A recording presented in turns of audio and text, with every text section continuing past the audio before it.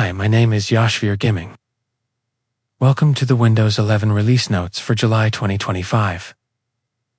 This month's update features improvements to the taskbar narrator, voice access and Windows Share, plus a first look at the future PC to PC migration experience. Some of these items are rolling out gradually, so you might not see them just yet on your device. If you do see them, drop a comment below and let us know what you think. The taskbar now resizes icons to fit more apps when space runs low, keeping everything visible and easy to access. If you'd like to adjust how icons appear, right-click an empty area on the taskbar, select Taskbar Settings, expand the Taskbar Behaviors section, and choose your preference under Show Smaller Taskbar Buttons. If you use voice access to alter text, you can now add custom words to the dictionary. When you share links for web-based content using Windows Share, you'll now see a visual preview of that content.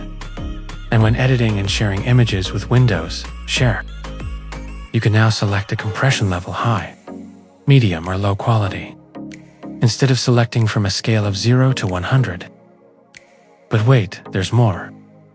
With this update, we are rolling out the first part of an experience that will enable you to easily transfer files and settings from an old PC to a new one during setup.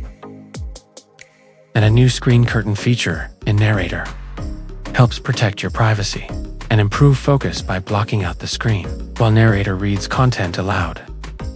Now on to the Windows tip of the month. Voice access in Windows 11 enables you to control your PC and author text using only your voice and without an internet connection. By default, a profanity filter is enabled in voice access. The filter masks any offensive words detected using asterisks. Based on your feedback, you can now choose whether or not to censor offensive language when using voice access for dictation. If you'd like voice access to transcribe all your words, just follow these steps. Press the Windows key +H to activate voice access. Select the gear icon to access quick settings. Locate the toggle for filter profanity and switch it to the off position. While you're in voice access quick settings menu, you can also choose to enable or disable automatic punctuation and the voice typing launcher, which makes it easier to quickly access voice typing when you're working in a text box. Once you've settled on your preferred voice access experience, simply click anywhere outside of the settings box and select the microphone icon to start voice typing.